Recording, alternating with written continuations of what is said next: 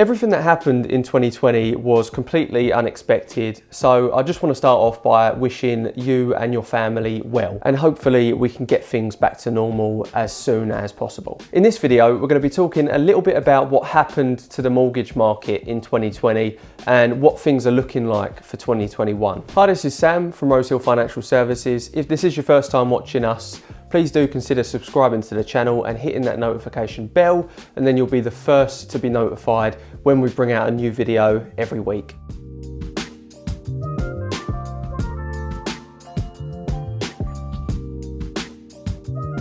Now, the first area to discuss is high loan to value products.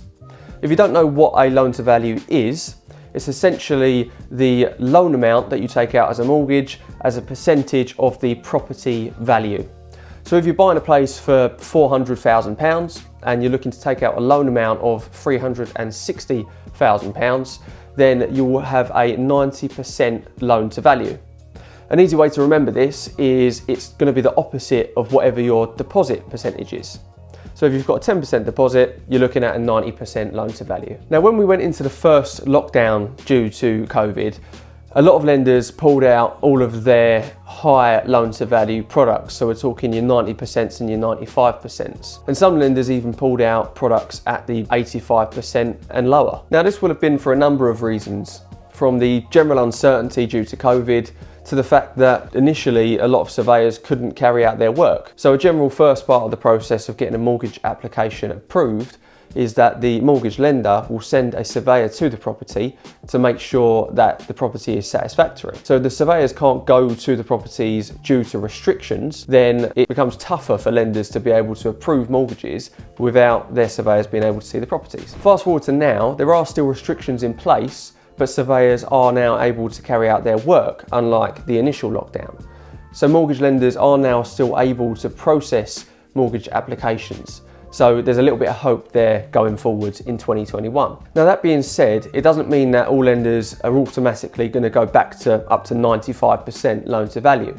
They still need to be cautious as there is still uncertainty going on in the market. What we began to see towards the end of 2020 was a select few lenders returning to 90% loan to value for short periods of time. And in some cases, we were literally talking 2 days at a time. And 2 days doesn't give you an ideal amount of time to have an offer accepted on a property, prep your case for the mortgage application and have that submitted in time. But now in 2021, we've seen lenders return to the 90% loan to value product range, and they seem to be staying there, at least for now. So there's hope going forward in 2021 that more lenders may come back to the market at the 90% loan to value, but we will have to see what's going to happen. Now, it's key to note that although lenders are bringing back these 90% loan to value products, some of them do have much tighter criteria when compared to pre-COVID. So I recommend speaking to a great broker in advance, as I always say, just to avoid any upsets. If you're hoping to proceed with a 95% loan to value product, so if you've only got a 5% deposit,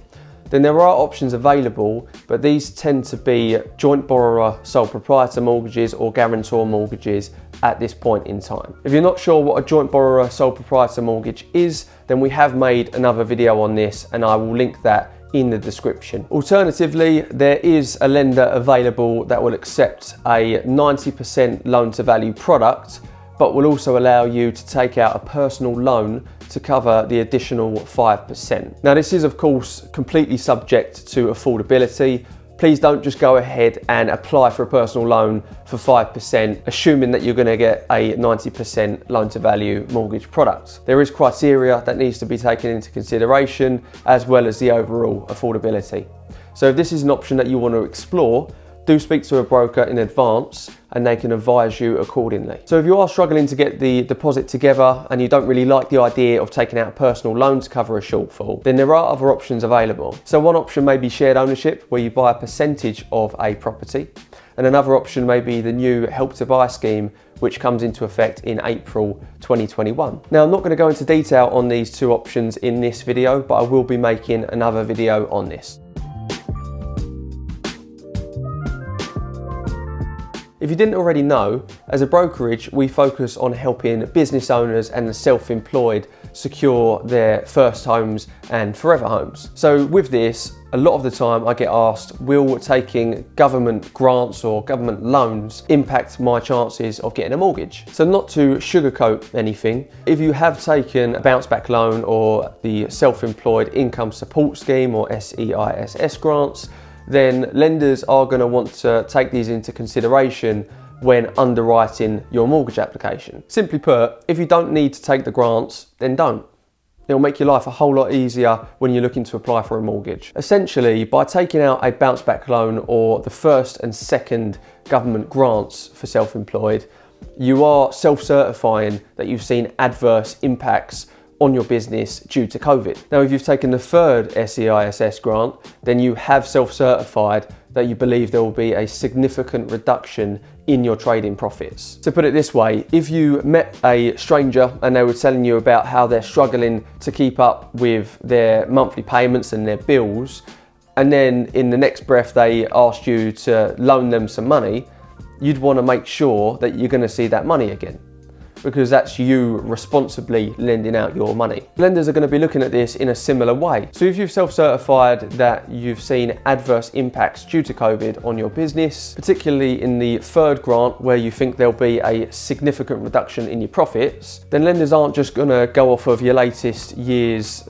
SA 302's net profits or salary and dividend figures. Now, that being said, it's certainly possible to get a mortgage if you've taken a bounce back loan or any of the government grants. It's just a case that it's going to be very much case by case basis. So find yourself a great broker that can assess your case in detail, and then they will know what to discuss with the prospective lenders. Generally speaking though, lenders are going to want to see that you've been actively trading, and preferably at a similar or the same level as you were pre-COVID, as they want to see a steady income stream while they're assessing your income and expenditure. It's also quite likely that they're going to want to see projections from your accountant if you have one, just to make sure that they know the rough figures going forward for your business. So two other questions that I get asked is, should I still buy in 2021, and what's likely to happen to property prices? Well, to give you a very annoying answer, no one's got a crystal ball, including me, so I couldn't tell you. But you've got so many factors to consider over what's happened in 2020.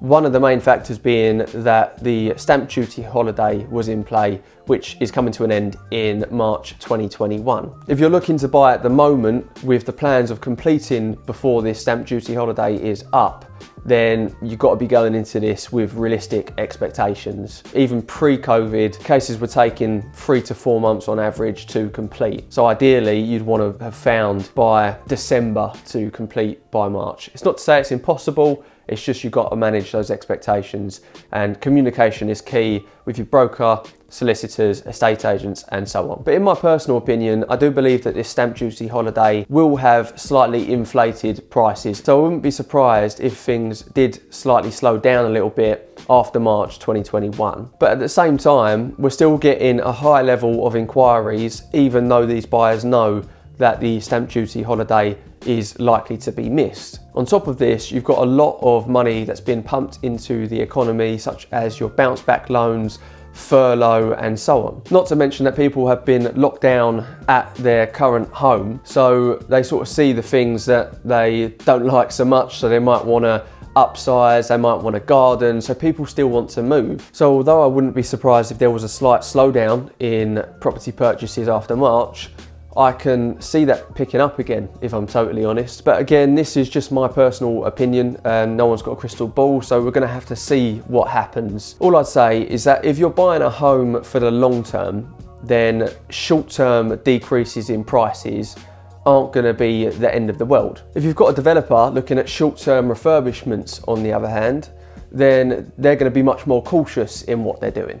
Because if prices do dip, then they're going to struggle to make the profit that they initially wanted to make. But in the long term, property is a pretty safe investment, as it does tend to increase over time, even if there are periods where property prices do decrease. There's a good saying, don't wait to buy property and wait.